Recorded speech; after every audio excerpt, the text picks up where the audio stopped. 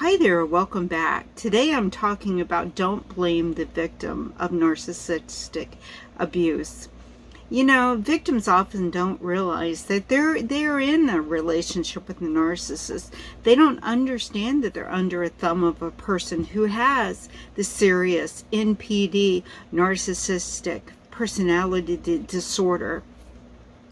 Or the victim may be aware that they are being abused and they choose to live with it for various reasons. And we'll get into some of those reasons, but remember that the narcissist is a charmer. They pull their victims in through their charming ways, and oftentimes narcissists live a private life. They're a narcissist behind closed doors, but then they're not a narcissist. They don't have those narcissistic outlying tendencies in public. So remember, just because they seem to be a loving, gifted, giving, protective, charming, outgoing, devoted person, outgoing's not one of those, but a devoted person, it doesn't necessarily mean that they are not a narcissist. Behind closed doors, they could be an evil abuser, either mentally and sometimes even a bit of physical abuse with the narcissist. And remember that the victim becomes hooked so easily in these narcissistic relationships, especially those that are empaths. Now, an empath isn't someone that reads someone else's mind. It's an empath. And as an empath, you pick up on people's feelings. Those of us that are empaths must realize that we're picking up on these emotions. We're picking up on almost what people are thinking, but it's not quite that. It's the emotions. You know, this person's really sad, or this person's whatever. And that makes us more vulnerable to the narcissist in the very beginning of the relationship, because they know, they see who we are. We're just like an open book to them. So the reasons the victim remains in the relationship, you know, you may think you can't help someone that doesn't want to be helped, and maybe you're right.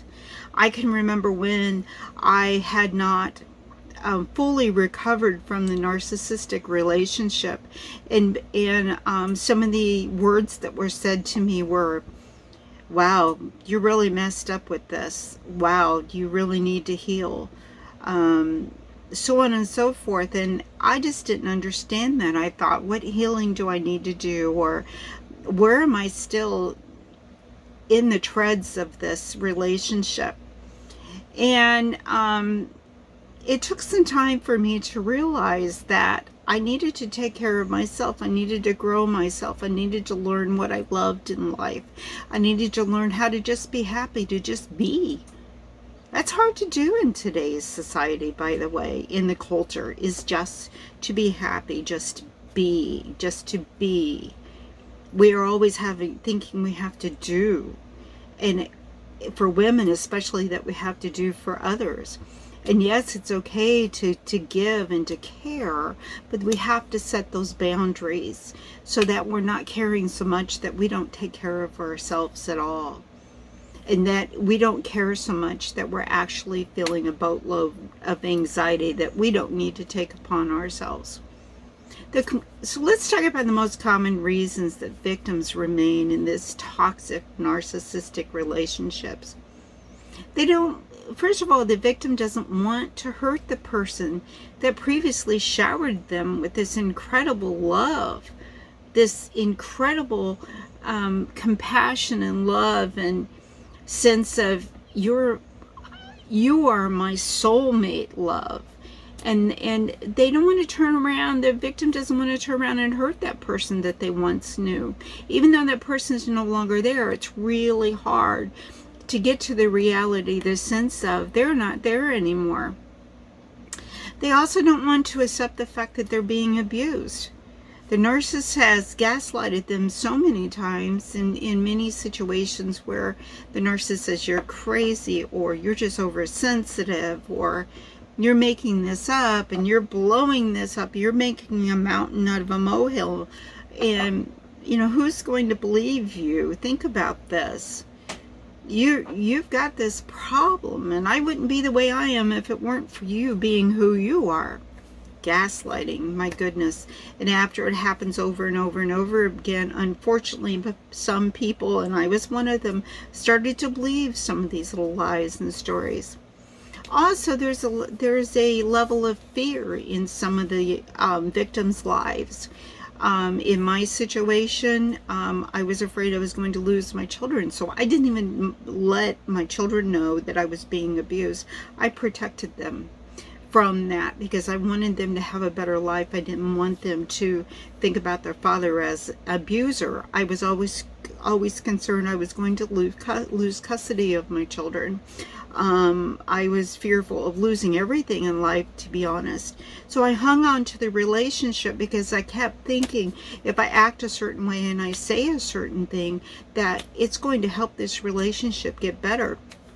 And the fear was the biggest part. The fear, it was just sort of like a rocking horse. Fear, but I want my relationship back. Fear, I want my relationship back. I don't want to let go of this rocking horse because then I'm going to fly off to the unknown.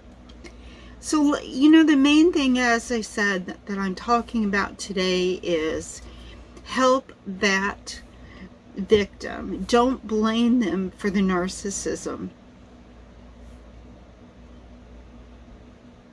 Oftentimes, the victim is blamed for the problems in the relationship because the narcissist seems so convincing. Educate yourself on what a narcissist really is and how they manipulate their victims. Learn how the boundaries can be set to help the victim identify the narcissist and get them away from the abuser. So rather than pointing your finger at the victim, find ways, clever ways to help them understand what a narcissist is, to help them get beyond that dark cloud that's hanging over them that they can't see beyond. They're in the fog of the narcissist. And there's only really one thing that's going to help them, and that's either education, that they can identify a narcissist, or they eventually just have had enough and they want to live the rest of their life like I did after 20 years, and they want to move on. Okay. The sooner the victim understands that there's a name for what they're experiencing, the sooner that they will seek help and they will help themselves. You know, if the victim doesn't want to hear what you have to say, there's a reason for that. If the victim doesn't want to hear that they're being abused, there's a reason that they act like they don't want to hear it.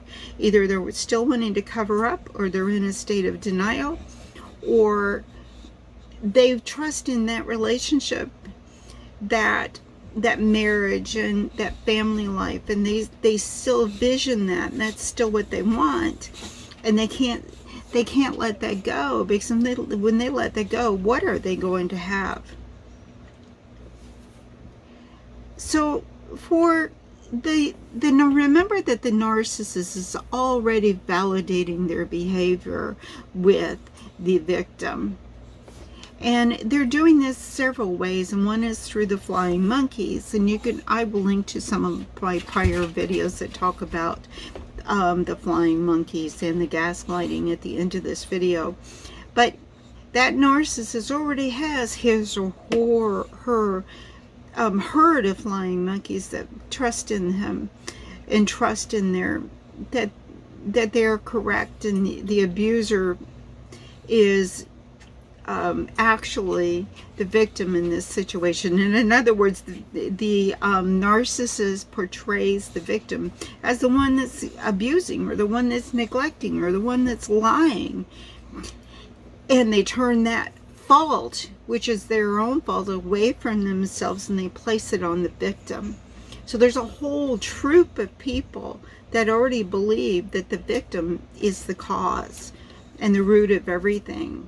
But we can't blame the victim, because the narcissist is so good at being that charmer and at being believable.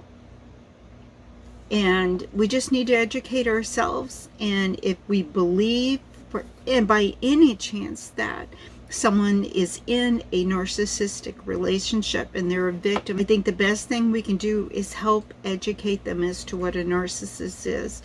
The sooner that they open the eyes, the better they will either be setting a boundary to where what the narcissist does in their mind doesn't bother them anymore. So they've got the mindset of, he can't break through to this. He can blame me for everything on the face of this earth, but he can't change the way I feel internally. That he can't change the way I think internally. Or the person will just say, I've had enough of this abuse, depending on what's going on in the relationship, and walk away. When you're the victim and you love someone, even though they are a narcissist, it's really hard to identify with who they really are. And the other thing that you should really avoid is don't say derogatory things about the narcissist. So the victim may still love this narcissist or think that they love them. They still may respect them despite the fact that they're running around and cheating, and they're lying, and they're lying about every aspect of their life, and they're not helping with anything at home, and there's no empathy, there's no love, there's no caring, and it's all about them. Even though all of this is going on, you still for some reason have them up on a pedestal because, well, you believe in sticking it out. So be real careful with what you say, how you even label the narcissist. And, just talk with people that can support you. But the biggest thing is education. Educate yourself on the narcissist, on the narcissistic personality disorder. Try to help the victim through educational materials of any sort, even videos that will help them identify, my goodness, this is what I'm dealing with. I didn't realize that I've been blaming myself for so many years, and there's really a lot more to this. Sorry about the light going in and out. We're having sun and we're having clouds, sun and clouds, and I didn't turn on my external light, so I apologize for that. But I hope this video helps someone. It helps. Don't automatically blame the victim. If you feel they are a victim, help them with some educational materials. Educate yourself. Both of you should know what is a true narcissist. What are the signs of narcissistic personality disorder? It is a serious, abusive disorder. When the victim is doing everything they can do to hold that relationship together, and they don't have the eyesight yet, they don't see through the fog of the narcissism, they're just continuing to hurt. Don't be too quick to blame that victim. And if you even sense a narcissistic relationship and a narcissist in their life, understand what a true narcissist is. Educate yourself, not with opinions, with facts, and educate that victim as best as you can without offending them. And that it's going to be tricky. You need a trusting person to hear what you have to say. Leave some comments below, or reach out to me. If you're in a victim in a relationship today, if your victim is your loved one, you're a survivor. If you're a survivor, I'd love to hear about it today. Share your experience in the comments, and let us know how you identified the narcissist and how you actually went from victim to survivor, and that's what I want to hear. So help the world out, guys. Let's get everyone educated.